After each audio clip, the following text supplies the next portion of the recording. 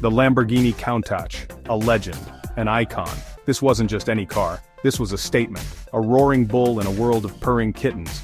This particular Countach, a 1980s model, was a rare breed, a blue beauty, seldom seen. It was a true thoroughbred, built for speed and designed to turn heads, but time, as they say, waits for no man nor bull. The years had passed and this once proud beast was lost to the world. Forgotten in some dusty garage, its glory days a fading memory.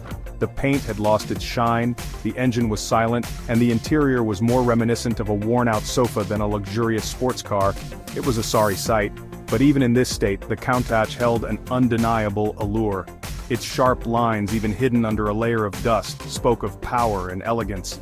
The pop-up headlights, though clouded, still hinted at its aggressive nature. This wasn't just a car, it was a sleeping giant, waiting for the right person to awaken it from its slumber.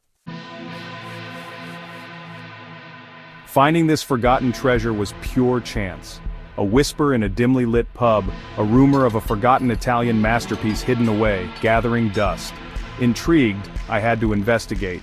The thought of this automotive icon left to decay was too much to bear. The garage door creaked open, revealing the faded blue silhouette. My heart skipped a beat. It was worse than I imagined, yet somehow even more magnificent. The air was thick with dust, the smell of time and neglect heavy in the air, but beneath the grime I saw potential. The potential for greatness. The potential for a resurrection. This wasn't just a car, it was a time capsule. A relic of a bygone era when cars were more than just transportation. They were works of art, expressions of passion and engineering excellence. And this Countach, this forgotten hero, deserved a second chance to shine.